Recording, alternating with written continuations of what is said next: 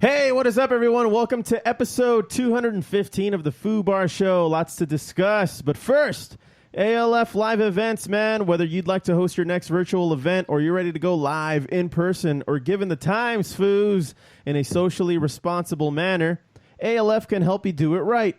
They pride themselves in being masters of audio, visual, and lighting solutions. Most recently, Foos, they've become masters of virtual events and meetings, partnering with their clients to produce live events in a socially safe environment. Go to alflei.com to get their contact information. They can be contacted via phone call or email for any questions on how they can help you produce a flawless event. That's ALF Live Events at alflei.com, alflei.com. Also, want a free Foo Bar Show t-shirt? Send us a screenshot of you leaving us a 5-star positive review on Apple Podcasts, and we'll send you a free Foo Bar Show t-shirt free of charge. It helps us tremendously with sponsors and building up this Foo Bar community for future giveaways and events. But Joe C., what if I don't use Apple Podcasts? What if I want something other than a shirt but still want to support the pod? I'm glad you asked, fellow Foo. We've partnered up with tpublic.com to bring you tons of new merchandise items like totes, travel mugs, magnets, and Spaceball tees and regular tees in tons of new colors and styles. Go to our merch page found at foobarshow.com to get it all to check it all out. And while you're filling up that shopping cart, also check out my band's merch, also from TeePublic at thefallenelectric.com. And without further ado, Foos, episode 215 of the Foo Bar Show. Here we go.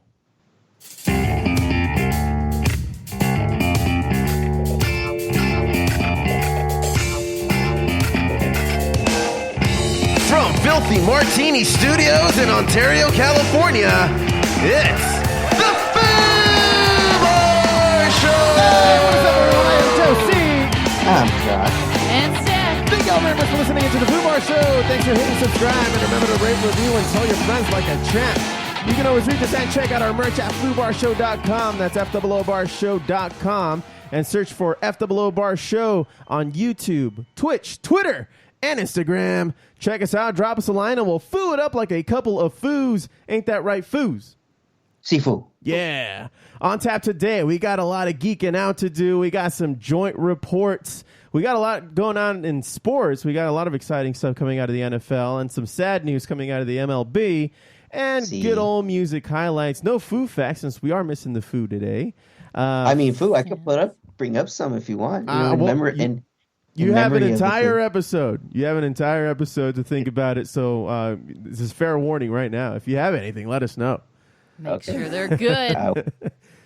Yeah, and one of the reasons the Foo isn't here is because he's doing his gender reveal. Is that what he told us? Yeah, he said he's going to burn down another national park. Yeah. They said, he's got a bunch of fireworks, barrels of napalm. They're going the full apocalypse now. Napalm? Gender reveal. Joke's on him. It's raining. I mean, that's why he's got the napalm for, You got to make sure it burns. You just have to make sure He's got like a metric ton of napalm just to spread all over the national forest that he has here. But, I wouldn't put it past him. So it's a surprise to him as well, right? Well, I think he's going to, because he really wants a boy. So if it's a boy, he's going to celebrate with fire. And if it's a girl, he's going to go into a rampage, also including fire. Oh. Okay. So I think regardless, we're all fucked. And it's a goddamn thing. It's a good thing that it's raining. So we see the real Footopian come out. Right. Yeah, he's going to reveal his real face. He needs the fire to be there at the birth of the child. So that way, it counteracts the shock wave that this child's going to bring when it's born. Right. It's like a Superman. Right. Stupid. Oh, man. Yeah. But anyway, it's been quite wet these days, or at least just today and yesterday overnight. Mm-hmm.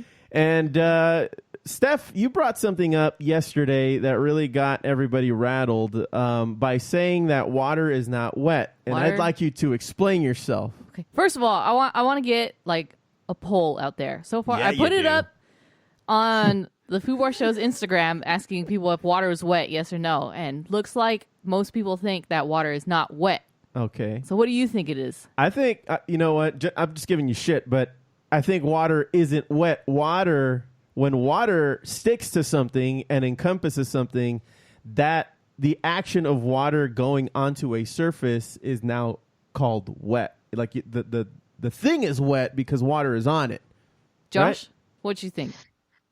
Well, let me bring this scenario. Let's say we have a block of ice, and the block of ice has water on it. Is that block of ice not wet? And is that block of ice not frozen water? So Boom. Water can't be wet. So the definition... You're dividing by 0, bro. Yeah. Wow. Oh, no. So in order for something to be wet, it has to be able to absorb it. So water cannot absorb itself, therefore water is not wet. So a block of ice cannot be wet? It's not wet. It's water, just in a different state. Oh my God. Oh, man. Because like what Josh said, if you have a block of ice and there's water on top of it, it's not absorbing the water. Right. It's transforming into water. What about slushy ice? Is that slushy ice absorbing water? No, it's just in a mid phase. Yeah, you're kind of... That's still ice, dude. It's just ice. It's ice. It's warming ice. It's water in its solid state and its liquid state, just, all in one cup. Yeah. That's what the slushy is. So I don't know. I had this big debate in my head. It's like, no, water's not wet. Water can't absorb It's science. itself. So these are the questions, just like that whole debate about the food last time. So apparently the internet thinks that a taco or a hot dog is a sandwich rather than a taco, even though I think it's a taco. That makes more sense to me because, a taco, you kind of have to be using a tortilla for that. No, it's considered, the definition of a taco is a carbohydrate that engulfs a protein. So, oh man. See, this is so a what, slippery then a hot slope. dog's an American taco? Yeah. Yeah, until the bun breaks and then it's a sandwich. Okay. God damn it. So it's see, you guys opened up Pandora's box here with your fuckery, man. Next week it's a whole different thing. What's a gordita then? I don't even know what a gordita is. What is that? A gordita it's kind of like a sope, where it's kind of like a pizza, like a dude. Pocket. So it's an open pizza. No, it's not. Oh my god. Oh, okay. So is an open face sandwich a pizza with only one bread? No, it's an open face sandwich. What the fuck's wrong with you? Or Because is it? Can't you argue the same thing with a pizza? Like that's just an open face sandwich until you fold the slice over? Or is it? Oh man. Oh. Wow, these Having drops. trouble getting it up today, food. Yeah, Dude. Steph. just wah. Wah, wah, wah. Anyway, I don't know. I think the food needs to be in the room to continue this conversation, but the fact that water isn't wet is going to make heads explode. Yeah. Well, it's not wet. My head explode Now a right sopa is a pizza, is what you're all saying. Yeah. No. Well, Except for Josh. But is it? Is it? Isn't it? is it? But then, is it in a sandwich though? Isn't a sopa a sandwich? No, a it's little not. Mexican sandwich. It just okay. It's a sandwich if it didn't have the top layer of bread or tortilla on But it. then the gordita has that top layer on top. So that's what I'm saying. Isn't a Sandwich. gordita a sandwich? It's a It sandwich. doesn't have a top layer on top. What are you talking about? You guys don't know. No, you don't know. You I what do a know. gordita is? It's like a sopa. It just has an open. It doesn't have any bread or tortilla on top. You eat it like a pizza. It's just like a tiny little pizza. It's like a coaster that you're putting in your mouth. Yeah. Yeah. Delicious coaster. Yeah. Foos. Let's agree to disagree. I don't agree Whatever. with It's a fucking pizza. Wow. that. Anyway, Water's not wet. water isn't wet according. Look what you did, Steph. I'm going to ask you another hard question next week. Okay. Let's be prepared for All that. right. We're just gonna fight now for every intro. Hey, that makes sense. we're asking the important questions here. Yeah. That's what we're doing. So we're fighting? Yeah. Is that what's happening? We're That's fighting. what's happening. Is that what you want to do? You want to fight? We're gonna fight. Okay. Here we go. All right. Well, there's a lot of geeky crap that's been coming to light in the last few days since the last time that we got together. So you guys want to just get into geeking out here? Seafood. All right.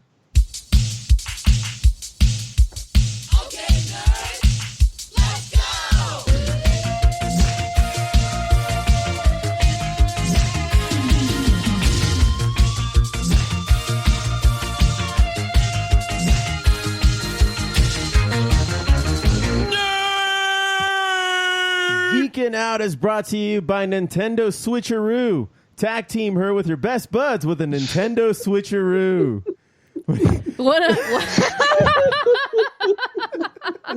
I just picture like a nice solid high five. Yeah, tag me in, bro. The Houdini. Yeah, Hello. Yeah, but they trademarked it over at Nintendo. So get yourselves a new Nintendo Switcheroo, guys. Oh God! Oh, you can even do it remotely. All right. Well, one thing that I wanted to just bring to light is, I don't know if you guys have heard, but HBO Max is considering bringing back the Batman animated series. Yes. I don't know if you guys have heard. Seafood. And it's going to be updated. It's going to be, I think, along the lines of the same kind of animation, I would hope.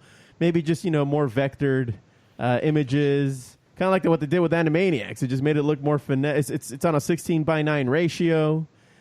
And man, all the stories that you can tell now. Now, did they ever get into in that original series? They never really got into the grittiness, did they? It was a spooky kind of dark Batman, but because it was still a children's program, they didn't actually do some of the the Killing Joke kind of thing on that, did they? In the Batman the animated series, there wasn't as intense as the New Adventures of Batman and Robin, which is when they brought in Tim Drake. They didn't do the death in the family of when Jason dies. Yeah. But what they're saying, what I heard was that by them bringing back the new animation, they're thinking about revisiting the Red Hood. And then because they stopped the solo Batman right before the new Justice League, when Justice League came out. And then they just continued Batman's story throughout and then mixed his with Batman Beyond's. And that's when we have, if you ever watch the Justice League Unlimited, the season finale or series finale, the last 2 episodes show the origins of Terry McGinnis. And then you find out that Terry McGinnis is a clone of Bruce Wayne. And it's just what the fuck? Bruce Wayne's actually his dad? Jesus. Yeah, in some way, yeah. Kind of like how, kind of in the same sense, and you can correct me if I'm wrong, is it in the same sense that Superboy is a clone of Lex and what's his nose? And Kal-El? Yeah. No, this is the difference with this is that they, Amanda Waller, they actually picked up Bruce Wayne's DNA and had enough, and they, when Terry McGinnis' mom... What do they do? Grab one of his socks? No, Amanda, there's a scene where Terry McGinnis is talking to Amanda Waller, and he's like, "Where'd you get his DNA?" She's like, "You kidding me? Bruce left his DNA all over town," and it shows blood on glass on glass windows. That's blood true. all over the floor. That's yeah, true. Yeah. So that's. I thought they were going to go another route with that, with him, sleeping with everybody. Well, there's also that. That's a double entendre stick. It is a double entendre. Yeah, but everybody. Well, when you would visit a crime scene and study the blood, why weren't why wasn't it alerted that Bruce Wayne was at this crime scene, or at least his DNA was? Well, I don't know if you ever saw in Boondock Saints. Remember in Boondock Saints, after they got blown up at that house, there's blood all over. They're like, spray the blood, spray the blood. I mean, potentially Bruce could have sprayed the blood and contaminated the sample. That contaminates it, so you can't read it. Especially with ammonia, if you spray your blood sample with, Foo. So he would pee on it before he left the scene. Just whipped it out. That's the Batman I want to see. Those little B-reels. He has pre-pee vials, and then he just sprays them out with his utility belt. Come on, man, he's got everything in there. Right, it's right next to the shark repellent. Yeah. Okay. And his swim trunks. The swim trunks. I always think of the remember that in the 1966 Batman when he's doing that surf competition with the Joker? Yeah. Oh my god, dude. And Joker's throwing bombs. Yeah. And he's just ripping the waves. Can't catch me now. While doing the Bat Watusi. Well, what this is telling me, this new leak that we may get a continuation of the animated series, is not only will they have a lot to play with maybe an older Bruce, like you just said, introducing the Red Hood kind of storyline. Yeah. But this is just saying, we will not let Kevin Conroy retire. Nope. They No. can't. No. You can't, Nope. dude. He can't. He's the voice of Batman. He's Bruce the Batman. Wayne. Yeah, and I mean, to that same effect, you can't even let Mark Hamill retire because you Nope. need the Joker. Mm-hmm. You need that voice back. it's funny because they actually said that they've asked him to return, and Mark Hamill's a big nerd too. He's not going to say no to that. He loves doing that kind of crap. Oh yeah. Yeah, he loves it. Unlike Harrison Ford, who absolutely hates it. Oh yeah, he just wants to be done with it. It was done. Move on. There was an interview that I read. It was a virtual interview, so pretty much what they did, and I forget the name of the magazine, but the spirit of this was that they sent Harrison Ford an email just with questions. It was going to go like in a magazine of sorts, and all these questions were regarding like Star Wars and stuff like that. And you know how Harrison Ford is just done with all these Star Wars questions. He's just like, I want to kill George Lucas. And at a certain point in the paragraph, that the longest answer that he wrote back to this publisher or this reporter was it was something like, George, if you're reading this, I'm going to kill you. You can look I've acquired a certain set of skills. Yeah, he's like, I'm done. I've had it. This is it. It's going to happen. Before I would just find solace with you just passing away on your own. But you know what? It's going to be me to do it. And George, I'm coming for you. I'm going to kill you. Dang, fool. You can make a movie out of this. Imagine. Make George Harrison Ford an assassin. You Ford can make George versus Harrison Lucas. Ford too. I mean, that'd be pretty And cool. George Harrison music all throughout. I'm down for that. Oh yeah. Yes. Here comes the sun as he's killing him. So I'll do it. You got to do a slow mo too. Yeah, slow mo, kind of like the Office Space It's beating. gonna be a dark comedy. Yeah. That's what it's gonna be. Dark comedy. A dark Yeah. comedy. Those are the best. Yeah. But anyway, what did you guys have to talk about today? WandaVision. WandaVision came out yesterday, man. Oh, And it's getting better, man. So good. They've gone through the 50s. They've gone through the 60s. They're mid-70s. They're in mid-70s now. Or- Kind of Brady Bunchy kind of visuals in here. Mm-hmm. But Steph, I've deputized you to come up with and find all of the Easter eggs in every episode. So what did you find for us today? Yes, thank you for this newly appointed position. Right? I take my role very seriously. What? I don't know. That's how I got promoted. No, that's your theme song. That's how you got promoted? Wow. Way to set back your gender, Steph. Oh, I don't want to work.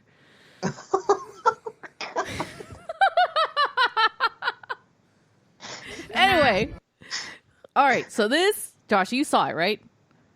No, I didn't. You see of course I WandaVision? did. Yes, I did. Oh, okay. kidding. Oh, my God. I was going to say, I'm just going to ruin this episode for You're you. the one giving a shit for not keeping up with Attack on Titan. Oh, my God. Oh, I'm watching.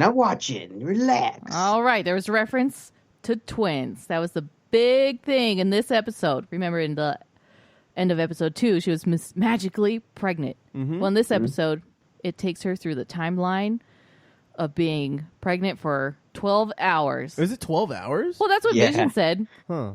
And then all of a sudden, she's like 9 months pregnant and ready to pop out these babies. Even though Right. it's only been like 3 days Right. in her WandaVision timeline. There's a lot of references with the pictures in the background, in the mise en scène. I was reading a theory online that one of the paintings that has the Scarlet Witch and Vision colors in the background next to the staircase collide into an X, making an X-Men reference. Really? What? Yeah.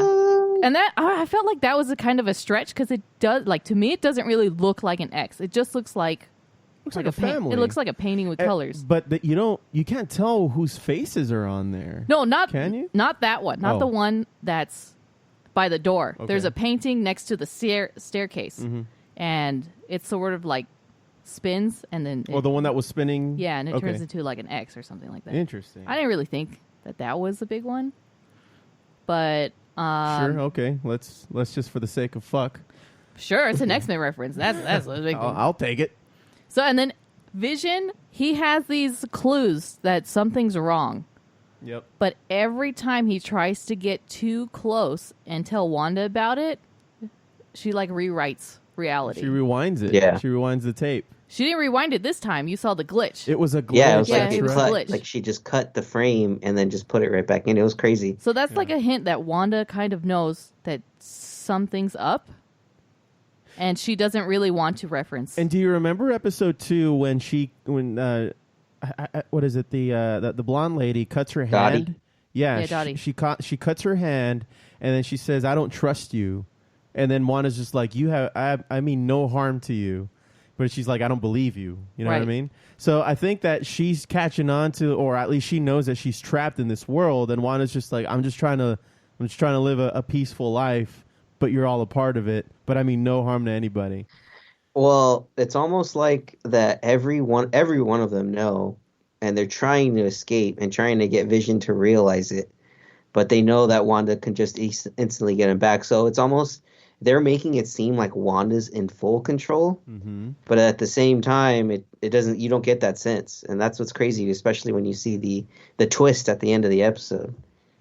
Yeah. Right, and then Geraldine is a big character in this episode, where she almost tries to pull Wanda back into reality with what she says about her brother and Ultron. Yeah. And then that's when Wanda starts realizing, like, oh shit, like, who are you? Yeah. She kicks her out. She does. Yeah. And so when Geraldine gets kicked out, you can see it looks sort of like pixelated. Like the shield. Like a tube TV? Yeah, like a tube TV is pixelated, and that's a reference into Wanda's like sitcom life, and how she probably grew up watching all these sitcoms, and this was the one way that she can mold her reality into the way she wants it, is by living through these sitcoms. Yeah. And so her psyche is just kind of shattered at this point, and she's trying to hold it all together, especially with the birth of these twins. Which, by the way, the name of the twins, Tommy and Billy, are a direct reference to the comic book. Like, they were actually named Billy and Tommy. There was wasn't it like a brief run of comics where Vision had a family? Yeah, that was in like 2015, but in the story arc with Scarlet Witch and Vision, or it's like a House of M type of thing, then those are the twins that we're referencing, not Vision's second family. Got it. Okay. So do you think that these babies will grow up to have powers in this world, or even be extracted out of this world to exist in the new world? In the real world, I mean? MCU world? I think so. We'll see what the storyline, or how the storyline goes, if they're going to do the House of M route, or if they're going to twist it a different way. Because the twins actually go into the new Avengers. Oh. Later on. They're a part of it. Yeah, and the new Avengers have already been announced by Marvel. So we're going to have to see who actually ends up. They'll probably grow up pretty quickly. I mean, look how fast they were born. And they were made of magic, pretty much. So that means that she can create people. Yeah, she brought Vision back to life. And there's a theory that she's going to bring Quicksilver back. Oh, my God. That would be great. Because now Quicksilver's in her head. Yeah. Pietrov. It was introduced. Yeah, he was introduced in episode 3. As a concept, yeah. Yeah, in conversation. So now she's thinking about him. It's like, oh, shit. Let's bring him back. He'll be, I don't know, maybe he'll be the neighbor's husband. Who knows? Well, you also guys got to remember, too, that this whole series is going to lead into Doctor Strange and the Multiverse of Madness. Right. So Doctor Strange is going to be making an appearance at some point. Probably later in the finale. I wouldn't be surprised if he's in the finale at in some shape or form. And going back to Geraldine, Marvel has already announced that Geraldine's character is actually the grown-up girl from Captain Marvel. Monica Rambeau. Yeah. So, and then she later on turns into Photon. And what kind of powers does Photon have? Light. Same as Captain Marvel, like Captain Marvel's, no? Or not necessarily. I think it's like a little less than Captain Marvel's, but she has a lot of light. I don't know if you want to look that up. Okay. But they're suggesting that when Geraldine gets thrown back into reality, that's when she gets her power. By going through that portal thing? Yeah. Huh. Because then she's still engulfed in that red energy that Scarlet Witch through her. My question is, how did she get in there in the first place? Was she placed there by SWORD, do you think?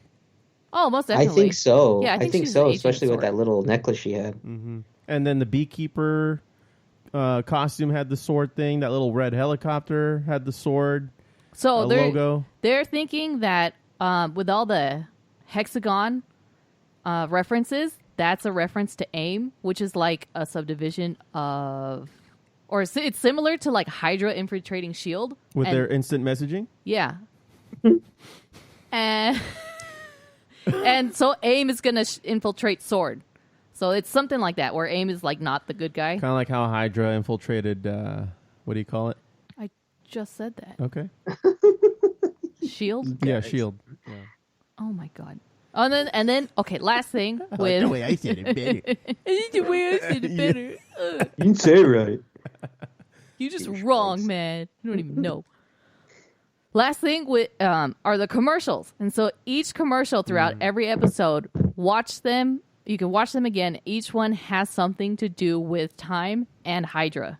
So that references like it. There's probably reference to her memories with infiltration, and like time is like what's keeping her there. Like the clocks are what's keeping her there.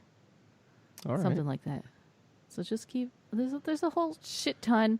There's videos out there. I'm just highlighting a few Easter eggs that I saw. I'm actually, despite the fact that it's been very cryptic about, what's actually driving this entire kind of world that's in her head, the fact that that last scene in episode 3 where she was thrown out of that reality like that, it's somewhat satisfying, even though you don't really have any answers. You know that they're driving to a bigger point here, and that's and the whole thing about SWORD and that emblem, you're going to see that a lot, I'm sure, because I know that it just seems like they have a lot to do with what's going on with her being in this state.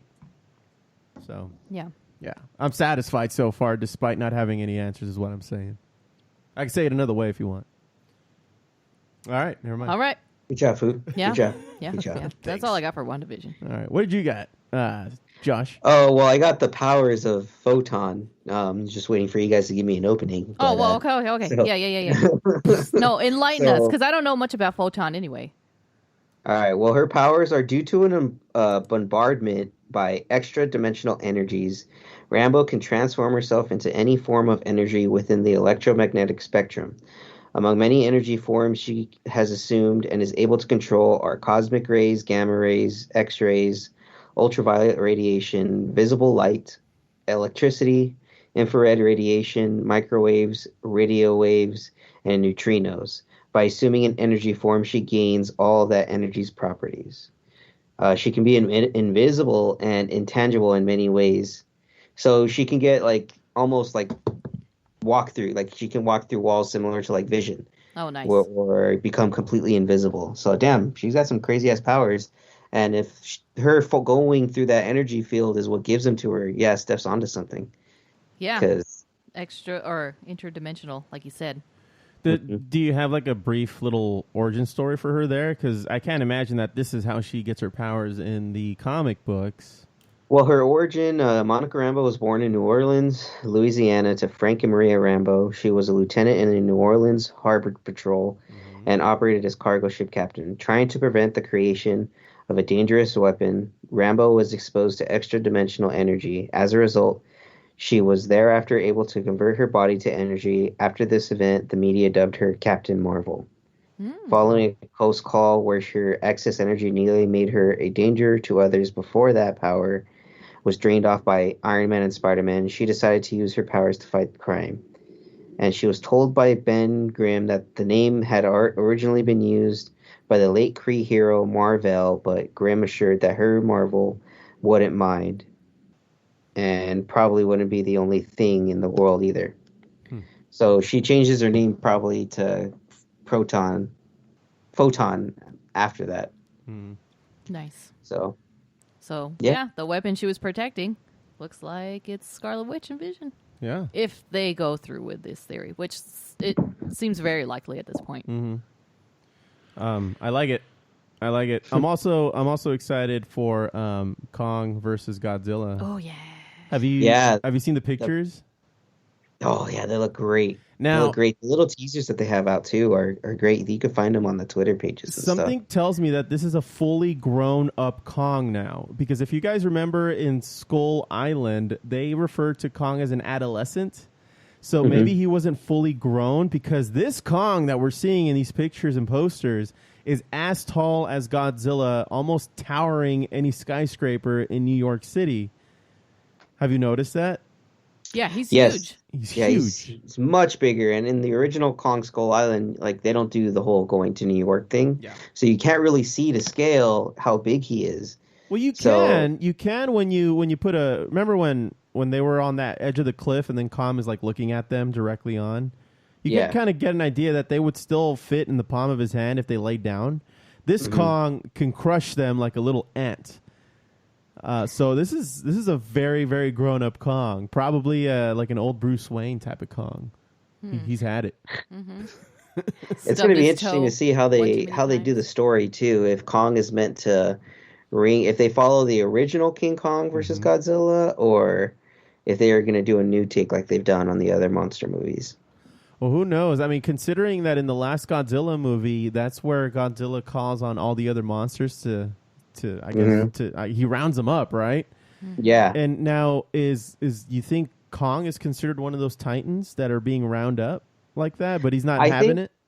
What my theory is, I think that Kong is another alpha titan, like Godzilla and Ghidorah, and I think probably Godzilla is causing havoc. Like probably all the other monsters are causing more havoc. So maybe the military's thinking they can get Kong to be their alpha and have control over him instead of like Godzilla. I'm gonna throw something at you here, and you let me know what you think. So my theory, I was thinking about this morning, is that none of them are on our side. None of them. They're wreaking havoc all over the world. They're fighting amongst themselves, but the only way that we get to defend ourselves, Mecha Godzilla. Dang, you think they'll introduce him in this next movie? I think they're gonna introduce Mecha Godzilla in this new movie, man. Oh, dude, that's a ballsy move by them. There's so many other monsters. That's a ooh. Godzilla. I mean, come on. It fits the narrative. I'm just saying. No, I don't. It does though. I mean, it's one narrative, but we'll see. We'll see once we actually see the trailer. Unless they're what narrative building it they're at the actually end of going this with. movie, like humanity has seen all the destruction with all this fighting, and they're just like, we got to do something about this. We got to create our own Titan, be able to control it. We can't. I know that maybe like a mind control exists in this universe, like the old Japanese movies. I don't know if that exists, but at the very least, they can control a robot that they created, like in Pacific Rim. But Damn. I don't know. Damn, that's such a departure though from the original Mecha Godzilla movie. Yeah. Like, especially so. Though I honestly wouldn't mind them doing something like that because that's actually pretty dope. Like, I would be so excited if they did that at the end of the movie. But it all depends on how many movies they want to draw. Like Warner Brothers wants to draw this out of. I think. Because Oh, go ahead. I was saying because the first two were great. Yeah. Godzilla and King of Monsters. So Oh yeah. yeah, depends on how big they want to make this series. I think the Mecha Godzilla thing would be too big for this movie. Like they're gonna solely focus on Kong, even if I don't think they're gonna hint at Mecha Godzilla. I think that's wishful thinking on your part. It could be, or Barbara Streisand can turn into something. Mecha Streisand. Okay, so here is a synopsis. So the film is officially described as such. In a new world where man and monster now coexist, Monarch must lead the way to a prosperous future alongside the Titans, keeping humanity in check. However, rival factions that want to manipulate the Titans for war begin to rise under the guise of a nefarious conspiracy, threatening to wipe out all of life on the planet. Meanwhile, on Skull Island, strange seismic activity draws the attention of Godzilla and Kong alike. So, Foo, we may get an introduction in the people from Planet X or some fucking crazy space Holy thing. shit! Oh fuck! Dude, that actually is way more interesting because that continues with the whole King Ghidorah being from space. Remember how they said in the last movie, King of Monsters, that he was he wasn't from here. Mm-hmm. So that's just expanding it even more. Oh my God, this is fantastic. Dirt face. He's not as derpy in these movies, man. He looks pissed. He's nice and coiffed now. He's right. groomed. Yeah, he's buffed out. He's taken some roids. Yeah. with his little arms. He's that 80s nerdy chick that all she has to do is take off her glasses and undo her ponytail, and all of a sudden she's hot now. Oh my goodness, you are so beautiful. I had no idea. Yeah. I had no idea that you had that beauty under you all along. I know. So stupid. God damn you, 80s. They were all shallow. You ruined everything. They were all shallow. Yeah. Well, what do you got, Josh? Well, Foo, I don't know if you've heard about the hoopla on this all these PS5 and Xbox restocks. Hoopla. This last week. The hoopla, Foo. Well, the other day on the 21st, they actually, Walmart had available Xbox Series X and PS5s at 12 o'clock in the afternoon, 3 Eastern time, online only. You want to know how long they were available for, Foo? Less than a second? Oh, yeah, exactly. What? You literally had to be waiting, like, during the countdown when they would, like, release these stocks for purchase. You had to do it right at the second and it hits zero. Similar to, like, when you're trying to get the San Diego Comic-Con tickets that one time. Oh, it's like you have to get it right away. Otherwise, you're asked out. So the Foo finally got his Series X. We'll have him talk about it when he gets back. Yeah. So his Xbox took a whole crap on him last time. So that's just so terrible. Those Xboxes, they no longer do like the red ring of death, right? No, instead you get a blue screen. You get the good old fashioned blue screen of death that you get on PCs, and I think that's what the Foo was dealing with. Why? Because he upgraded the software or something? What had happened? It depends. It depends on what the Foo was doing with his fucking Xbox. Because I mean, there's no security system on there, so it is susceptible to malware depending on what you're using it as. Because you can use the internet on there. Oh, he's totally watching porn. Oh yeah. I mean, I'm not saying he is. I'm not saying he isn't. I'm gonna play some games in the living room. Yep, that's the Foo, all right. Or he broke it just because he wanted a new one. No, that doesn't sound like the Foo. Yeah, that's true. He's had his for the last, what did he say, 3 or 4 years? Yeah. Yeah, and his wasn't, I mean, his was the regular 1S, the little white one. So, I mean, I know there was a lot of issues with those, so that's why they were like really pushing the 1X as the console to buy, like the basic one now, because they don't even make the 1S anymore. So whatever. I mean, the Foo's got his new one, so thank God. Is that the shelf life for those Xboxes? Like 3-4 years? That's a very short shelf life. Because I've had well, see, I'm different because I never held the original Xbox. Like when I had my Xbox 360, when they came out with the new one that had Wi-Fi built into it, I traded in for that. So I've always upgraded whenever there was a new upgrade to do, available. Just because I didn't want to fall into the red ring of death or the blue screen of death. I didn't want to deal with my shit crashing. But the Foo always likes to hold on to his for at least 3 to 5 years. And usually, yeah, that's when it, if you, depending on how much you play it, you can either get from the PS4, it was like the yellow or orange light of death. Yeah. That sucked. The Foo got that once. And then, yeah, actually, you know what? The Foo always, he keeps his shit too long, man. You got to upgrade sooner. Come on, Foo. Well, no, you're not answering my question, though. That's not, I wanted to know, like, what the shelf life was, and you're just saying, just upgrade. Well, no, I'm saying it depends on your usage. If you use it, like, frequently, like me and the Foo, like, every single day, you're playing for at least 3 or 4 hours, then, yeah, you're only looking at a 3 to 5 year shelf lifespan. Mm-hmm. But, like, you guys are fine. You could probably hold yours for 10 years and it should still be okay. Our PS4 is just fine, man. I still have a PlayStation 2 that works perfectly. It gets dusted more than it gets used. That's what I'm saying. So you don't have to worry about it crashing on you guys. Yeah.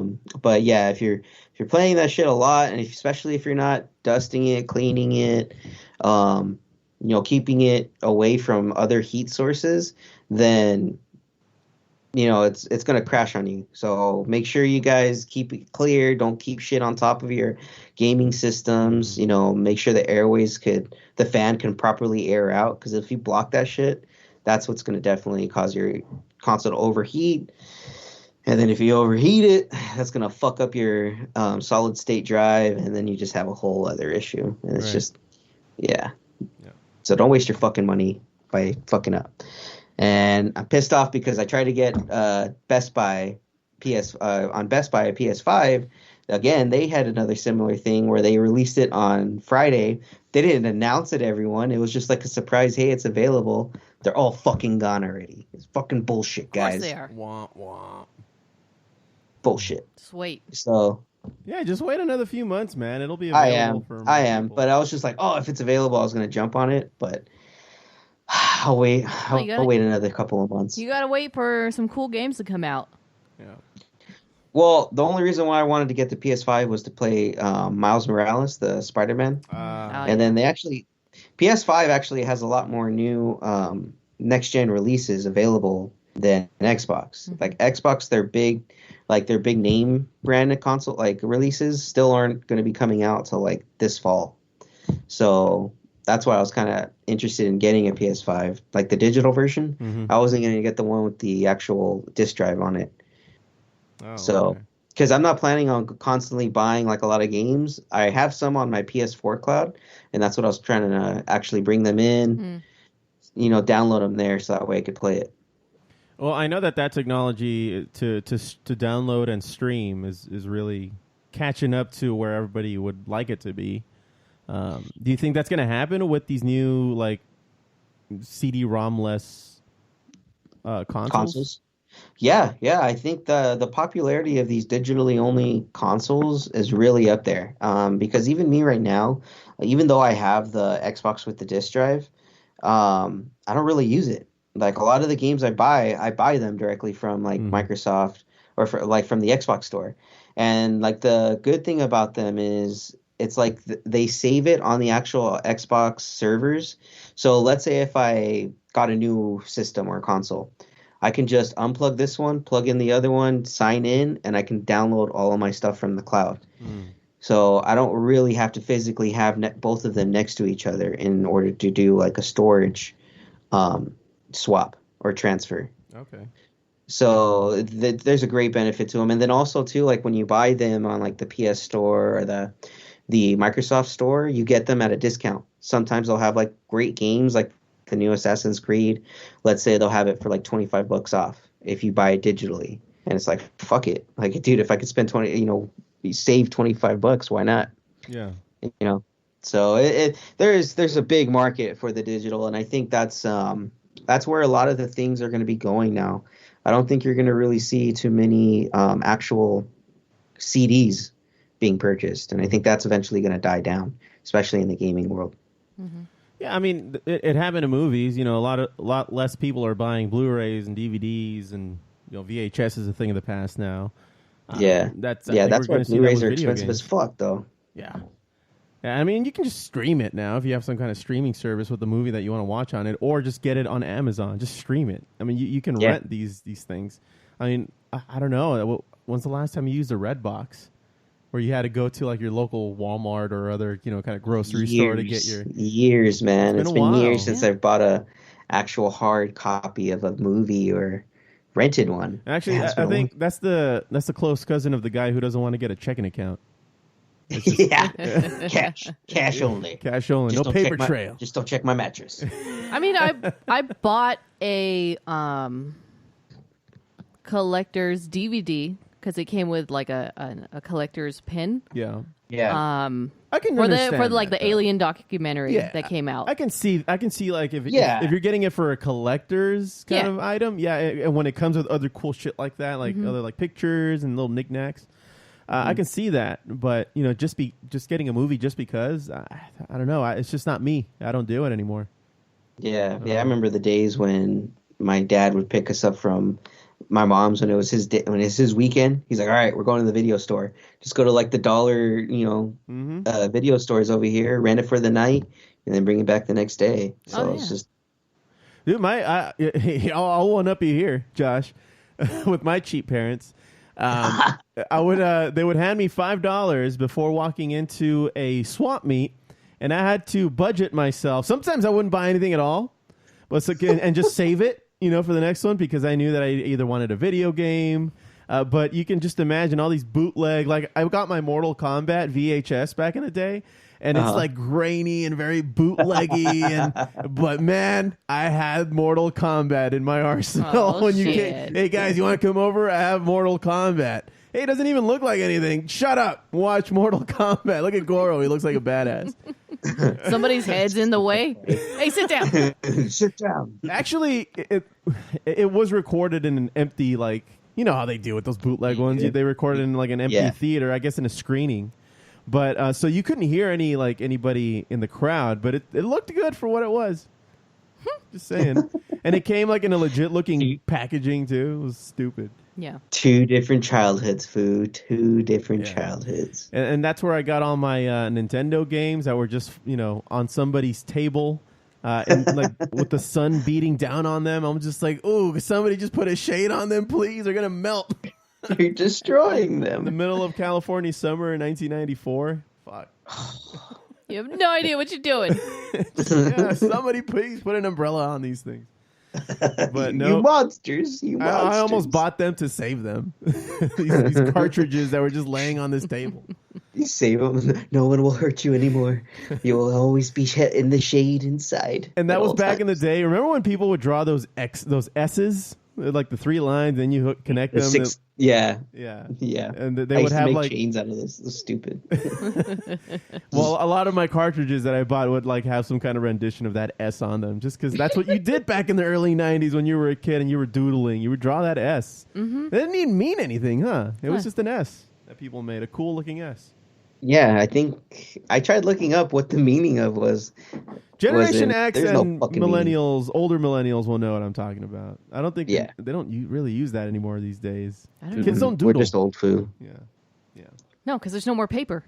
Yeah. Well, yeah. People use paper. No, they don't. Kids don't use paper in school? No, they don't. At all? Josh, well, you have some little of them sisters? use tablets, Foo. They have like tablets and Google Chromebooks, Foo. Yeah. Wow. No, they use paper. Notes. They use like it's like Starship Troopers. The younger kids, at least. I don't know about the older kids. Yeah. Okay. Well, whatever then. Fuck it. I don't know. I don't know. They won't let me near a school. Just kidding.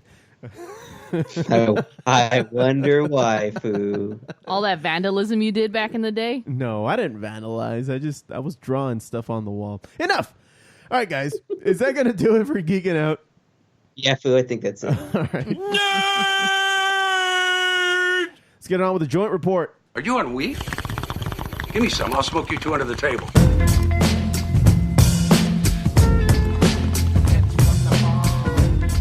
The joint report is brought to us by Farmer Juan's. Have a Farmer Juan's hot dog with their juicy hot dog casing, now endorsed by the Foreskin Reclaimers of America.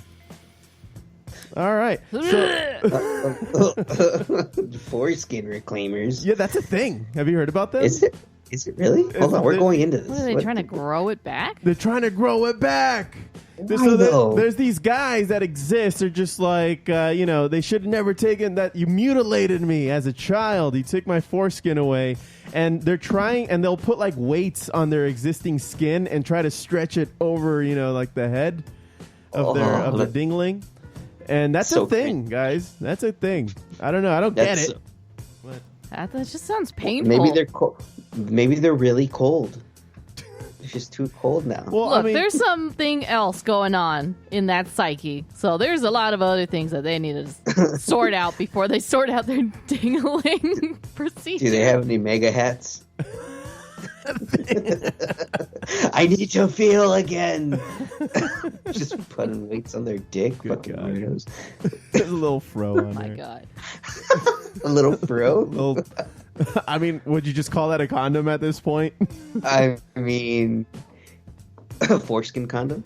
This is great joint report material. That's all right. This is Yeah. You brought this up, man.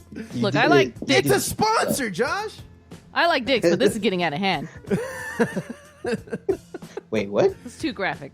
Anyway, Mission Dispensary gives cannabis for COVID vaccinations, guys. A Michigan dispensary has come up with an incredibly creative idea to get people on board with the concept of vaccination, offering free cannabis to those willing to get the vaccine. I found this article on hightimes.com. Yeah. And they're calling their promotion Pot for Shots. That's clever. It's a greenhouse of Walled Lake in Michigan, and they're determined to help up the vaccination rate and get us closer to herd immunity with this special deal. As long as you bring written proof into the store showing that you received your vaccination, you're eligible for a free pre-rolled joint in return for your efforts. I got a quote from them, from the owner, Jerry Millen. It says, "Our goal is to raise awareness of the importance of getting COVID-19 vaccination as we, as a community, battle this horrific pandemic. Pot for Shots is our way of showing our commitment and assisting the community in getting back to normalcy. We support the safe and responsible use of cannabis and hope that this is the beginning of the end of this insidious pandemic." So while this is a fun way to get more business in the door, thanks to the promise of a free pre-roll, which is just about what anybody can get behind, if you ask me. There's especially if you're already going there anyway. I mean, shit. I mean, dude, what better gift is a free pre-roll on your visit to a weed shop? I mean, there is a deeper meaning and message behind what they're trying to do. Health officials are concerned about the amount of vaccine, about vaccine doubters and the COVID conspiracy theories that are floating around. Because if not enough people get vaccinated, the pandemic will last longer. And we'll have more of a chance to mutate into new strands that could potentially be more dangerous or harder to treat. So the argument that people are making, and this is now turning into a health and such somehow. Yeah. The argument that people are making is that, why get the shot if it's going to keep mutating? But it won't mutate if it's able to live in people's bodies. So if it's not able to live in your body, it can no longer mutate. So if we all get vaccinated and just get rid of it, it'll slow down the mutation. Okay, so rates. In regards to mutation, it's been mutating this entire time. So if you hear any news report, there's a new mutation in this country. There's a new mutation in this state. Yeah, we get it. That's what viruses do, is they mutate.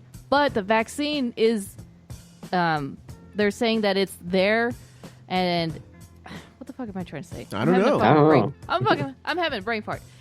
The vaccine will protect you against any of the new mutation strands because it's protecting you against the protein that adheres to the cells. English, motherfucker, do you speak it? No, not really. I have a hard time speaking my native language.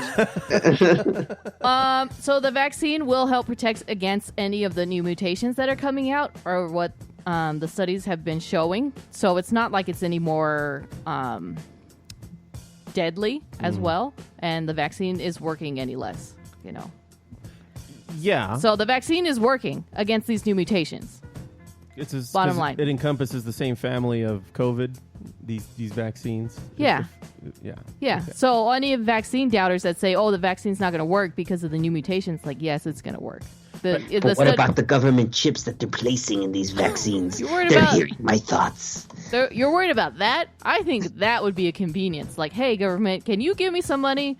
Because I'm really calling out to you now. If there was a chip in me, I would use that to my advantage. You guys are fucking up. There's a difference between me and you. You're lazy. We all have a chip in our pocket. It's called a freaking phone. Yeah. I know. Right? That one actually can take video of you. Yeah. Gasp in Spanish. But, hey, Josh, have you had any new kinds of weed products in lately in the last few weeks? As recently as last week, I actually purchased from Hyperwolf some live resin. Give me 1 sec while I get them. Oh, sure.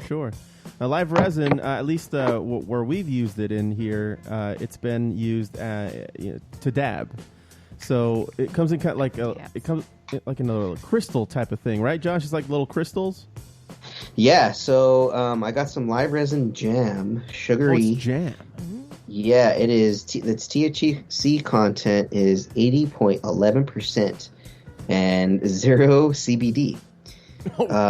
No chill. Yeah, so no chill, man. This thing is from 0 to 100 real quick. And how is it? It's really bomb, dude. It's smooth.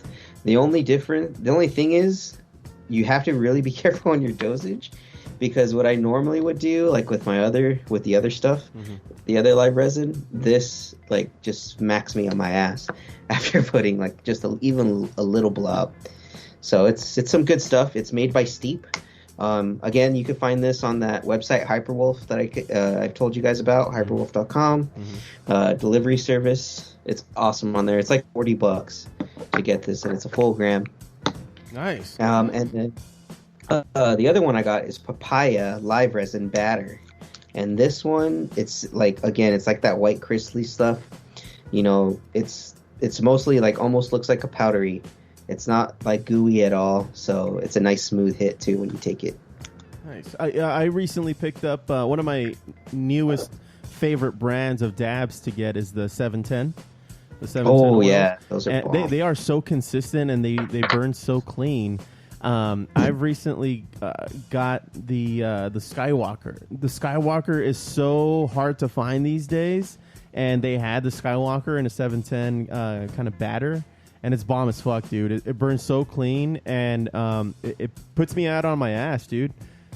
It's from House 100? House of 100 Harmonies in La Puente, yeah, California. Nice. Yeah, dude, it's legit. I recommend it to anybody. Now, the Skywalker isn't always in stock, and neither is the 710 in general in stock. Oftentimes, you'll end up getting, if you're just married to the 710 brand, you'll likely only ever find the shatter, and that which comes in a little parchment paper. I'm not a big fan of that. I'd like it to be in like this thing that I can scoop out rather than break it off like a fruit by the foot. Fruit by the foot. Yeah. Fruit by the foot. Yeah. Kind of fruit roll up, you mean? Fruit roll up. Yeah, there you go. Yeah. And also, it'd be nice to not lose those or, have animals accidentally eat them because like my dog. Bitch. What? No. When you just let it lie around and my dog ate it and he had a big stomach ache. God. Listen, Linda. He almost killed my dog. Listen, Linda. Did he die? No. Almost. He was having a bad time. He was having a real bad time. It happened more than once. It happened like a few times, dude. Yeah, he would just eat anything that was on the table and he fucks left all the shit out. He would do it even when we were sitting there. Like, there was one moment when I was sitting outside with him, and he was laying down on the ground, and then you, Steph, you called and were talking to me about something through the kitchen. I turned over to talk to you, and I looked over to my left. I was like, wait, where did my wax go? And then I look over, and he's right there, and you could see him lick his lips. I'm like, you son of a bitch. Oh, my God. And then like a few hours later, he was drooling, walking around all... Won't let you touch him. Poor dog. Oh. Stupid ass dog. Don't give your dog edibles, everybody. No. They're going to have a bad time. It affects them differently. Like it's poison. It gives them a really sick stomach ache. Probably akin to what mushrooms do to us if you take too much and your stomach just can't handle it and you just want to throw up. That's probably what they go through. It's a bad time. Yeah. Poor little guy. Fucking Josh. There was that time, too, that he ate my throw up after shrooms. But I don't think that affected me. That's right. Hey, you guys had just left. I was like, oh, all right, maybe I'll tell them when they get back. He'll be fine. And then I'm coming down, then I look outside, and he's all drooping again. I'm like, uh-oh. No. So he's had shrooms, too, you douche? Hey, man. Did he die? He's fine. He's fine, yeah. Yeah. Well, that's going to do it for the Joint Report today, everybody. Smoke weed every day. And we got sports today, right, Josh? Yes, sir. All right.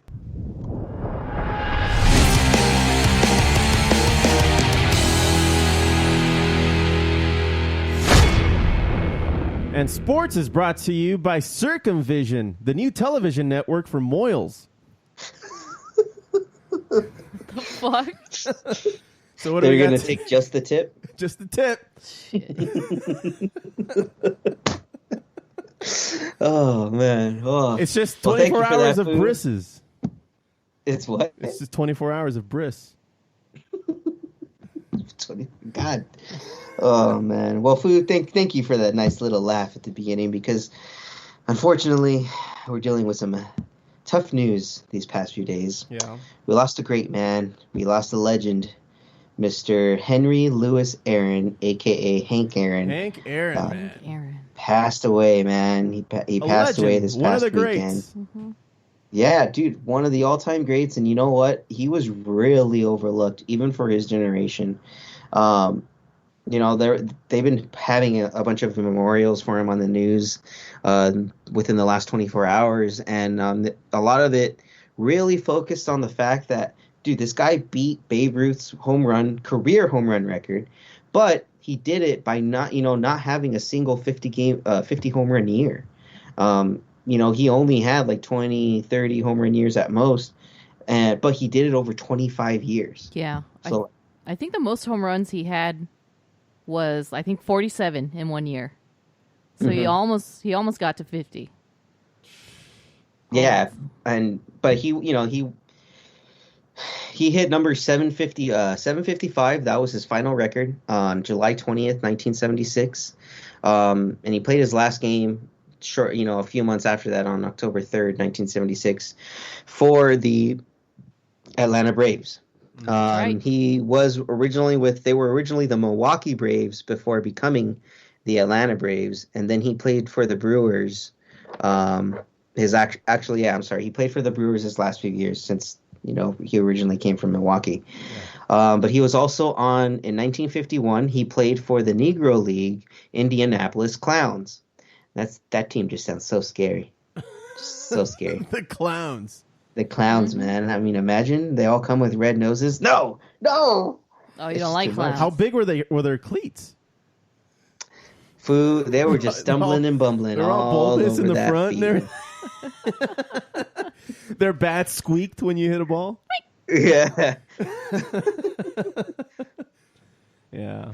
Well, instead of using gloves, they just used the little bug nets instead of gloves. If speaking of Hank Aaron and being a Dodger fan, Vince Scully actually was one of the announcers that day where Hank Aaron hit his historic 715th home run, and it sucks because we all love. It was against us. It was against us. But I mean, everybody was giving him props as he was circling the diamond. So I wanted to play a little bit of it. Once again, a standing ovation for Henry Aaron. So the confrontation for the second time. Aaron walked in the second inning. He means the tying run at the plate now. So we'll see what Downing does. Al at the belt delivers, and he's low. Ball one. And that just adds to the pressure. The crowd booing. Downing has to ignore the sound effects and stay a professional and pitch his game. 1 ball and no strikes. Aaron waiting. The outfield deep and straight away. Fastball. There it is. A high drive into deep left center field. Buckner goes back to the fence. It is gone. And all the Dodgers are giving him high five as he's circling the bases. Isn't a fan run onto the field too as he's coming around third? A couple fans just gave him a high five. You got fireworks. Like, they were prepared for this guy to hit it out of the park to do it. Both teams are out on the field giving him props. What a marvelous moment for baseball. What a marvelous moment for Atlanta and the state of Georgia. What a marvelous moment for the country and the world. A black man is getting a standing ovation in the Deep South for breaking a record of an all-time baseball idol. And it is a great moment for all of us, and particularly for Henry Aaron, who was met at home plate not only by every member of the Braves, but by his father and mother. He threw his arms around his father, and as he left the home plate area, his mother came running across the grass, threw her arms around his neck, kissed him for all she was worth. As Aaron circled the bases, the Dodgers on the infield shook his hand, and that was a memorable moment. Aaron is being mobbed by photographers, is holding his right hand high in the air, and for the first time in a long time, that poker face of Aaron shows the tremendous strain and relief of what it must have been like to live with for the past several months. It is over. At 10 minutes after 9 in Atlanta, Georgia, Henry Aaron has eclipsed the mark set by Babe Ruth. Yeah, so I mean that was a historic moment for baseball, not only for that, but for civil rights. You know, like Vin just said, you know, for a black man to get a standing ovation in the Deep South is a big deal, especially a guy who's been in the Negro Leagues too. Yeah, it was huge at the time, and you know, especially because he was actually getting a lot of death threats. You know, for getting even close to passing that record. Yeah. It was a big thing. Like ESPN had a little expose on him yesterday, where you know people were sending him pictures of gorillas, saying calling, you know, liking him to that, saying you hit that home run, beat that record, we're coming for you. It was sad, but you know what? He persevered, and that's actually what, you know, one of the things that people look up to Hammer and Hank, as they called him, the most. You know, this guy, he just was professional through in and throughout. And it's really sad to see such a great legend. We've lost a lot of great legends this year. Everyone, it's tough. And we also got another anniversary of losing a great legend last year on Tuesday. Right. The death of Kobe Bryant will have been 1 year on Tuesday, January 26th. That kicked off a bad 2020, man. It did, and you know what, man, it hasn't stopped. It hasn't stopped. It's sad, man. You know what? Everyone, again, protect Betty White. Do not let her out of your sights. That woman's 101 no, or 100 years old. She's 99. She needs to make it to 100 at least. We got it. We got to let this happen. Protect her. We got to have a solid century of Betty White. Hell yeah. Yeah, man. But today we learned that who I thought was once a vampire because he just would not die, Larry King, passed away today. So that means he's not the head vampire. It's Betty White. It's Betty White, man. Yeah. Oh, yeah. It's Betty White. Yeah. Betty White's the head vampire. Yeah. It's weird too because, well, it's not weird. He was in the hospital, Cedars-Sinai, for COVID-19 complications a few weeks ago, and they haven't really disclosed what the cause of death has been, but I'm sure it has something to do with COVID-19 complications. Made it worse, I'm sure. Whatever he ended up having. So it's sad. It's sad, but you know what, dudes? We got sports to take our minds off of it. The Lakers are doing pretty well right now. I'm going to NBA. Mm-hmm.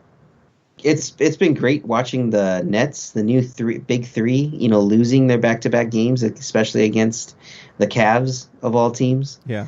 We posted the other day on the Foo Bar Show Instagram how Kyrie lost on his own tribute night against the guy that wore his old number on his old court. Yeah, I posted it on the stories. Yeah, dude, Colin Sexton has been amazing on the Cavs. The Cavs have been a surprise team this year. It's weird. They may make the playoffs. I wouldn't be surprised if they did. Did you know, Foo, that the combination of guards Darius Garland for the Cavs and Colin Sexton for the Cavs have a nickname?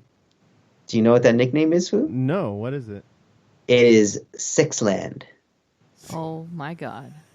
So, and sports announcers say, here comes Six. Oh yeah, it's great. Sports is just what we need right now, Foo. I mean, they can't miss an opportunity like that.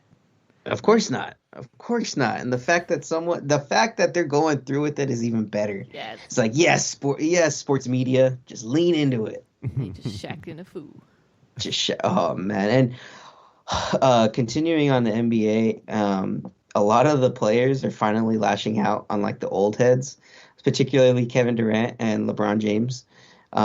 This past week, there's been a lot of hate coming from legends of the game. Like Karl Malone recently said that Zion Williamson needs to get in that gym more because there's no way in hell this 20-year-old kid should be gassed playing basketball right now. Oh. Like he needs to get into better shape. That's what Karl Malone said. And Karl Malone was in amazing shape throughout his entire career. He was the mailman. He showed up every day, dude. He showed up every day, man. And I personally took that as, hey, yo, Zion, then pick up your game, bro. Like the legend sees you could be better. Be better. Mm-hmm. And then again, this last week, Shaq was on TNT, on his TNT show, and he said right before the Jazz and Hornets game, he had said that he doesn't believe that Donovan Mitchell is good enough to be a superstar in this league, to be something. Donovan Mitchell ended up having a 40-point game and led the Jazz to a win in that same night. So then Shaq at the end of it, like, well, they're interviewing Mitchell at the end of the game. Shaq's like, I know I dismissed you at the beginning of this show, but, you know, that was motivation. I wanted that to be your motivation to prove that, you know, you belong with all of us. And then he's like, what do you say? And then Donovan Mitchell's just quiet. And he's just like, okay. Give him the silent treatment. Yeah, he's like, okay. And then people are still saying, oh, you guys got to, you know, these kids, they just don't know how to play the game anymore. So then Kevin Durant, his handle on Instagram is EasyMoneySniper35. Oh, okay. And he said on a post, he's like, man, these old heads just need to enjoy retirement. Like, these young kids have coaches to help them with that shit. Like, y'all need to just leave them alone and let them play their game. And then LeBron jumps in and says, you know what? Sometimes it comes off as motivation. Other times it just comes off as hating. Majority of the time it's all hating. He's like, that's just how it is. So, Foo, how do you take it when you hear Karl Malone say that, like to Zion, get his ass in shape? I think you gotta figure it's a generational thing. Back then, it was a lot of tough love. If somebody who has proven himself to be one of the greats is telling you what you need to do, it's probably because he's trying to help you. He's probably trying to motivate you. This new generation probably doesn't look at it like that. It's like you're talking a lot of shit there, old man. Like, what the fuck? I'm trying to do the best I can. Kind of like what you said. I have my coaches that are helping me. I'm doing my thing on a day-to-day, going through my training process. You know, get off my back. I think, but what I think is Shaq and Karl Malone, everybody that you mentioned, when they say this kind of thing, I think it's coming from a good place. But it's not coming off that way, though. It's coming off dickish. Yeah, a little bit. I mean, it's coming off dickish, but that's because, yeah, like you said, these guys came from tough love, worlds. Like, Shaq's dad was a sergeant, and he was rigid, and you take that tough criticism and you got to push through it. So I think KD and LeBron obviously are just prima donnas anyway. I think they KD alone just cannot conduct a normal interview. Like, he just looks ready to be pissed off at the beginning of an interview. And same thing with Kyrie. Like, Kyrie, KD, and James Harden on the same team is like the perfect storm for media because they're never going to get anything answered. Yeah. Like, all three of these guys just fucking hate talking to the reporters. So. By their powers combined, they turn into Bill Belichick. Oh my God. I knew it. They're Voltron. Yeah. And it just turns into a frumpy white guy. With the hoodie up. Yeah. Yeah, Foo. So this upcoming weekend we have the AFC NFC Championship. Yeah, we do. It's between the Packers and the Bucks and the Chiefs against the Bills. So there's no point in making a prediction because the result is going to already be over with by the time this is released. Yeah. But playoffs. Foo, what's one reason you think that either of these teams would lose? And I'll start with the Chiefs. Well, listen, I'm going to give you a blanket statement for all the teams involved. No matter what happens, I think we're going to have a freaking awesome Super Bowl this year. Yes. It's going to be exciting to watch any of these guys win and take it to the next level. So to answer your question, I don't know, nor do I care. Yeah, Foo, that's just what I wanted. Because who cares, Foo? Who fucking cares if your team isn't in the fucking playoffs? Right. Just wait for the Super Bowl, and it's going to be fantastic, guys. Like the Foo said, any result, whether it's Bills going back to the Super Bowl in how many years? 15, 16 years? Since like 1995, I think. 15, 16 years ago, or, it's still 2000s. Oh, fuck. Yeah, shit. 20-something years. It's been longer than that, man. Math's hard, guys. You know, when Math's you really grow hard. up as a little kid in the 90s, the 90s are always going to be just 10 years ago. Yeah, they were just 10 years ago. The 90s lasted 20 years for me. What are you talking about? Of course. Yeah, sure. It didn't change until 2010. That's when I realized something was off. Yeah. And Brady's playing for the other fucking conference this time around, so. Yeah. So I honestly think it. You know, I'm hoping for that State Farm Super Bowl, guys. That State Farm Super Bowl would be fantastic. So we'll see, guys. We have a lot in store. So yeah. I think that's it for sports, Foo. Really, you don't want to talk about Kike Hernandez, man? Nah, man, my heart's just broken because we lost Kike. We lost Kike, but we got another second baseman, right? We got Lux or we got Gavin Lux. Yeah, Gavin Lux, and I think that's why they let him go. We're still waiting to see if Turner comes back because they lost out on LeMahieu not LeMahieu. Yeah, LeMahieu from the Yankees and Arenado. They're not trading for, so I think they're probably going to bring Justin Turner back. And then I heard he was looking at a 3-year contract right now. Turner? Yeah, Turner. To come back. That's the last news I heard from him. That was just a couple days ago. So okay. I think they're in negotiations. We'll probably get an update on Monday. There was a bit of a scare with Buehler leaving, a possibility of him leaving the Dodgers. What? Yeah, so because nothing's been, they offered him some shitty like contract, but I think they were just in arbitration right now. So. Oh, okay. Yeah. So they're gonna now, start low. Like baseball arbitration and their contract negotiations are just fucking weird. Even though I played MLB like the show and like they go through that whole simulation so you can see how it's done, I still didn't understand it. I was like, all right, fast forward through this. I don't want to do this shit. So come on, MLB, fast forward through this. Let's just get to the season. Yeah, I don't want to deal with none of this. Well, we'll hear more about what's going on in the next couple of weeks, I'm sure. But anyway, that's sports.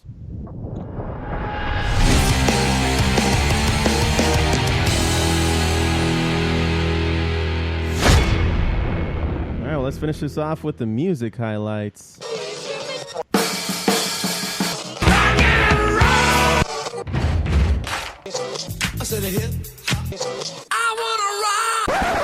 And the music highlights are brought to you by Porn Flakes. Take care of your crusty socks with Porn Flakes.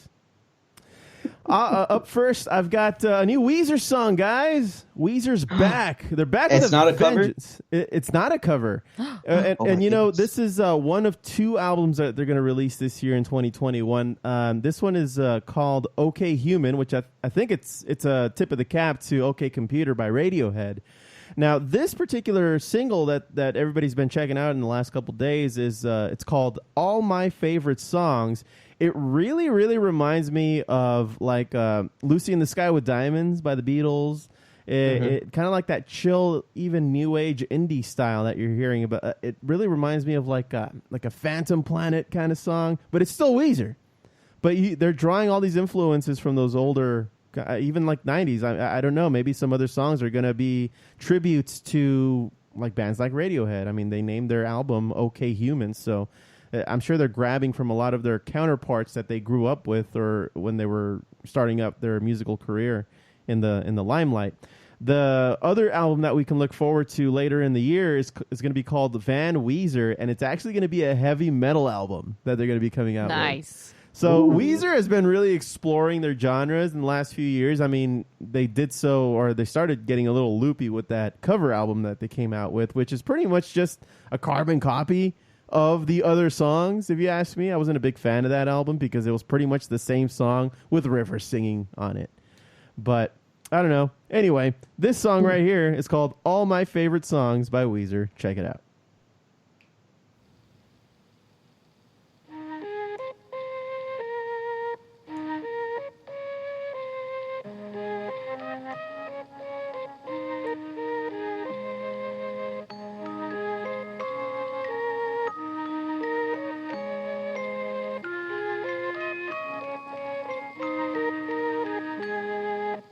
All my favorite songs are slow and sad. All my favorite people make me mad. Everything that feels so good is bad, bad, bad. All my favorite songs are slow and sad. I don't know what's wrong with me.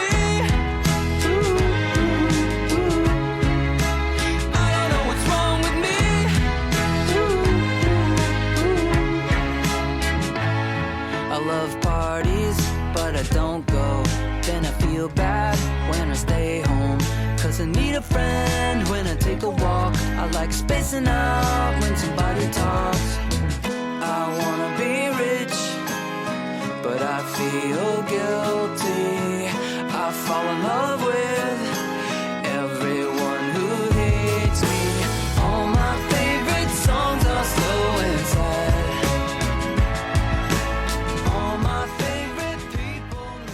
So what do you think? It kind of reminds you of Lucy in the Sky with Diamonds, right at the beginning? Kinda, yeah, a little bit. I like it. It's not bad. It's not so much of a departure for Weezer, but they are kind of turning a little bit of a corner here. Sifu, I like it a lot. What stuff? This is just a single? This is the single off of their new album, yeah. Okay. Oh, okay. Yeah. When's the new album releasing? I think it's gonna be out real soon. I probably should have looked that up. Way to go, Foo. Thanks. Way to go. Yeah. Anyway, this next one is by, well, he's not a band, but Briston Maroney. He's a American singer-songwriter and guitarist from Knoxville, Tennessee. I've played him on the show before, and his one of his newer songs, one of his newer singles is called Freakin' Out on the Interstate, and I wanted to play for you guys. Check it out.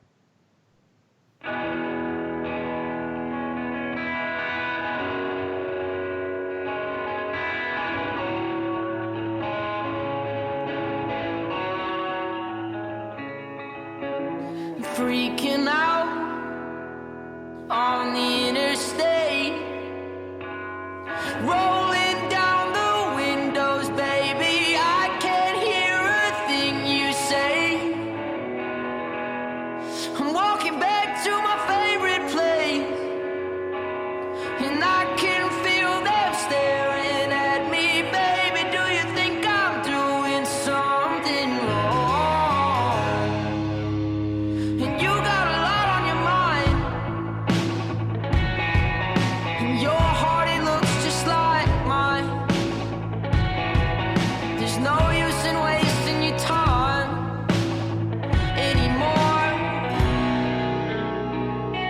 Sorry, I haven't been myself, and something's got me down. What it is. So it's kind of bluesy. Yeah. These cool little riffs, and he's using that nice warm reverb, probably coming from like a Fender amplifier, and I love the crap out of this guy. He's also he reminds me of another newer artist like him. I think his name is Sam Fender from England. They kind of have that same style, same kind of. Oh yeah. They draw from like that Bruce Springsteen kind of influence. Yeah. Mm-hmm. Yeah. It's a nice Very chill song. cool. I mean, on a rainy day like today here in Southern California, this kind of music really slaps, as the kids like to say. Oh, really? It's vibing music. Yeah, it's vibing music. Smoke a joint and enjoy a little Briston Maroney. He has a lot of good songs, man. His I don't think this guy could do any wrong.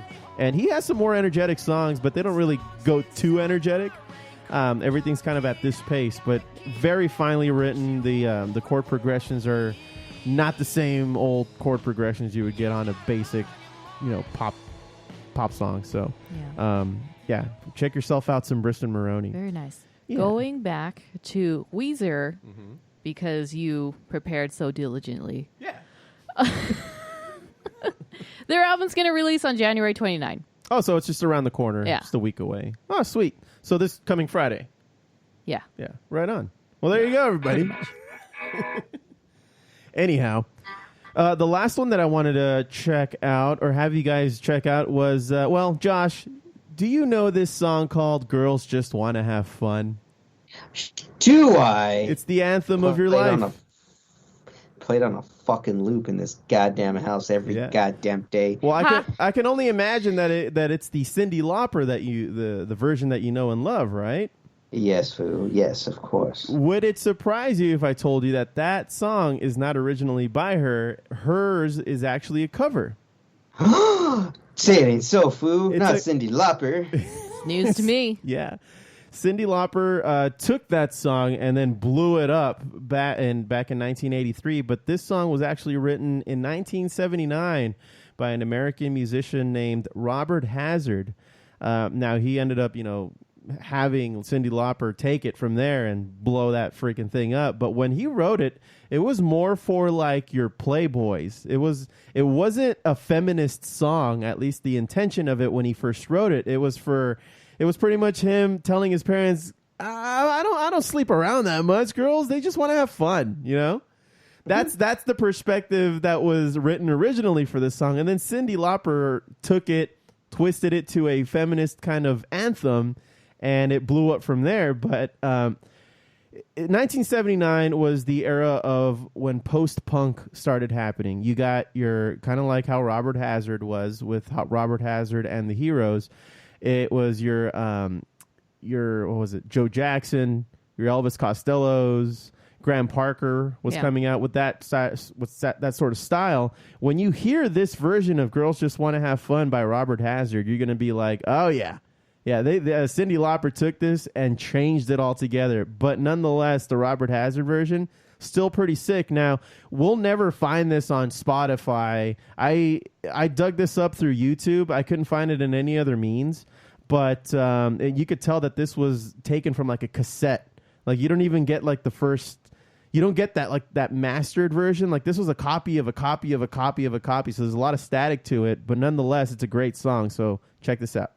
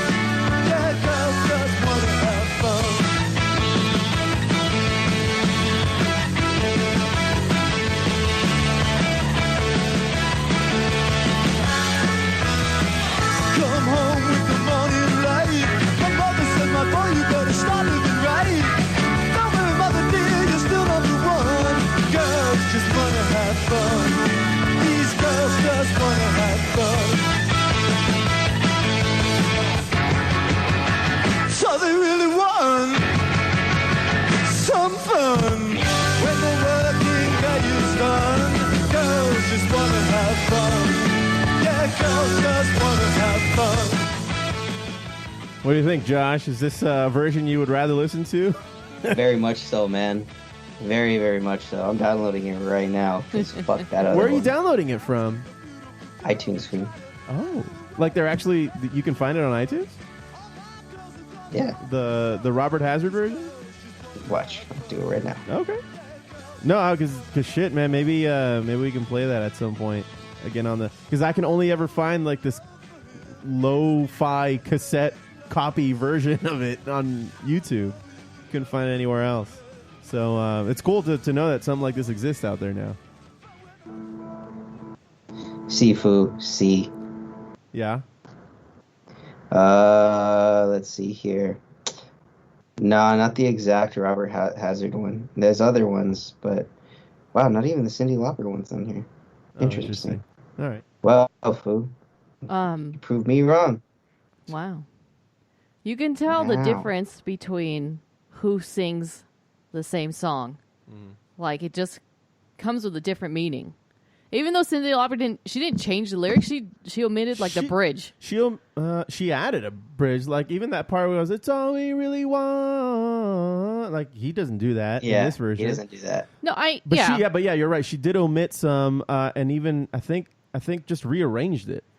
Yeah, but the lyrics itself she didn't change. Yeah. Well, No. well, And she omitted that. She omitted some. Yeah. Yeah. You're right. but it comes with a different meaning altogether. Yeah. Totally changed the meaning of the song. Yeah. Man, I can respect both, but the Cyndi Lauper one got fucked out so much ever since 1984, dude. But I love both of them. But this Robert Hazard one that I discovered recently, I was like, oh, shit. It's way better. Yeah, I would enjoy it, at least for my palate. I would enjoy it a little bit more. Now, one more thing that I wanted to bring up in the music highlights for this week is that I don't want to stray away from the, this week in music history.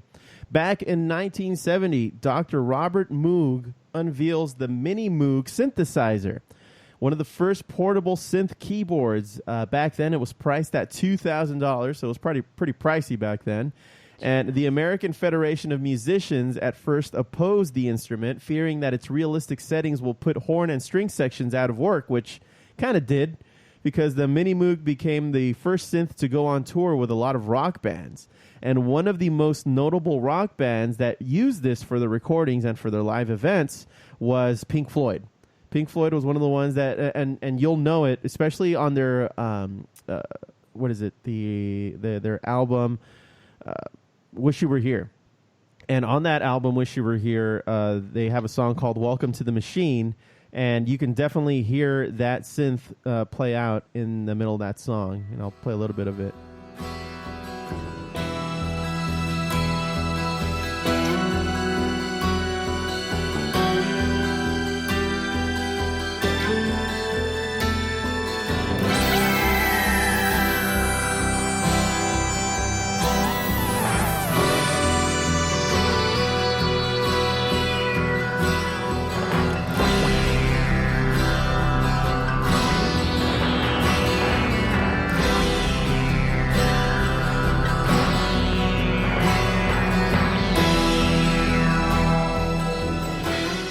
So it gives you an idea of everything that the synthesizer could do. I mean, you got your strings, you got that little wee wee wee wee kind of thing happening in the background.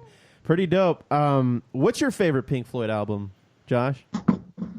Dark Side. Dark Side, 100%. That I could just constantly listen to that. I even have the vinyl on it, and the vinyl, when you can play the vinyl, it sounds so much better. Mm-hmm. I actually played it once when DJ No Chill was over. We gave him a Korova bar, and he was playing in the middle of Star Fox. So I decided, hey, let me bring out my record player. Yeah. Busted that baby out, put on Dark Side, immediately flipped him out, and he was gone the rest of the night. Like he's just like, stop it! Oh my god, I'm freaking out right now! Oh my god, it was great. It's great. All right, good job, DJ No Chill. Good old DJ No Chill, man. Yeah. So my favorite one is it's got to be, well, Dark Side of the Moon is a close second. In fact, I think it's tied with Wish You Were Here for me. Wish You Were Here had a great album. Like the first, Shine On You Crazy Diamond, both versions, they get so psychedelic, man. If you played that for DJ No Chill, you'd flip a lid. I will buy that vinyl, Foo, and be right on it. I'll get on it. DJ No Chill. DJ No Chill. Get him as messed up as he did that one time. Put on that same Star Fox game and throw that one on. Done and done.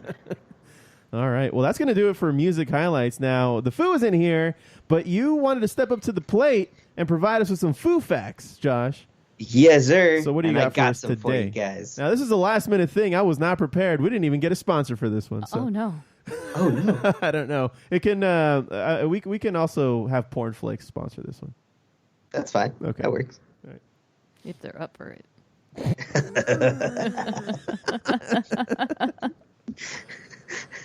All right, Foos, you ready? Uh-huh. All right. So, first Foo fact. Did you guys know that the hashtag symbol is technically called an octothorpe? What? Foo Facts! Foo Facts! Does it give any explanation as to why? Yes. So according to Merriam-Webster's dictionary, the octo prefix refers to the 8 points on the popular symbol, but the thorpe remains a mystery. One theory claims that it comes from the Old English word for village, based on the idea that the symbol looks like a village surrounded by 8 fields. All right. Mm-hmm. It's a tic-tac-toe symbol. It's not just a pound sign? But, well, No, it's an octothorpe. It's funny because different people that I know call it a different thing depending on what year they were born. Yeah, like the millennials call it a hashtag. Or it's a hashtag. Before that, it was the pound symbol. The pound symbol. Before that, it was just the number symbol, and to everybody before that, it was tic-tac-toe. So go figure. The evolution of symbols, Foo. Mm-hmm. All right, here's the next little doozy for you. Did you know that the 100 folds in a chef's hat represent 100 ways to cook an egg? Ooh. Foo Facts. Foo Facts. There's 100 ways to cook an egg? Sifu. So, yes, that tall pleated white hat that chefs wear, technically called a toque, has 100 folds for a reason. According to Reluctant Gourmet, the pleats used to signify a chef's level of experience, like the number of ways he or she knew how to prepare eggs. Ah, interesting. I know like 5 ways to prepare eggs. Yeah. Then you only get 5 folds. 5 folds. You are weak. You are weak. Your bloodline is weak. Here's one for you, Steph. The longest wedding veil was longer than 63 football fields. Holy shit. That doesn't even seem comfortable. Foo Facts. Foo Facts. Like, imagine the neck on that woman had to be so buff just to keep her head straight while she was walking down as that thing was dragging across concrete. She must have strong ass neck, I'm telling you. Like, there's a woman in Cyprus who set the Guinness World Record for the longest wedding veil. How long was it, you ask? Nearly 23,000 feet, which is the same length as 63 and a half football fields. Why would you? Oh, that's not even fun anymore. That's just a workout. Yeah. Hey, Foo. Yeah. Here's another one for you. Do you know what? You know how you're allergic to cats, Foo? Mm-hmm. Well, guess what? Some cats are allergic to people. Really? Foo Facts. Foo Facts. Good. Allergic to your shit. So, while it's pretty uncommon due to the fact that we bathe ourselves for more than any other species and don't shed as much hair or dead skin, it does happen apparently. Oh. So that's probably why Mittens left, Foo. Mittens he was ran allergic away. to your dusty, crusty ass. I was allergic to him. We were allergic to each other. Fucking cat. That fucking cat. Asshole cat. Born on the streets, Sorry. died on the streets. Stupid asshole. All right, Foos, I got a couple more for you. All right. So, Foos, did you guys know that the apple pie isn't actually American at all? What? See, Foos, see. Foo Facts. Foo Facts. What is it? So the next time, Foo, that you say something is as American as apple pie, you're wrong as fuck.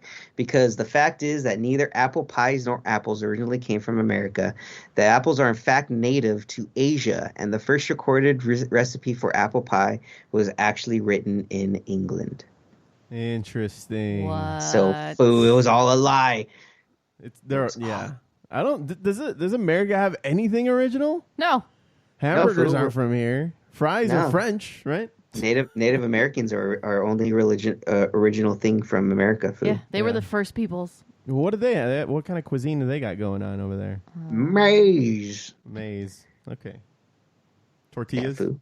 Is that racist? No. They call it No. maize. Maíz? That, Yeah. yeah. Okay. We have to explore their Miss- cuisine for the next episode. Miss Sensitive. Well, you got All right. one more? Bring it home. I got one more, Foo. Here we go. Here you go. Did you guys know that the unicorn is the national animal of Scotland? What the? Foo Facts. Foo Facts. You mean it's not Nessie? Nessie got kicked No, out because you know why? Nessie got. Because he owed him $350.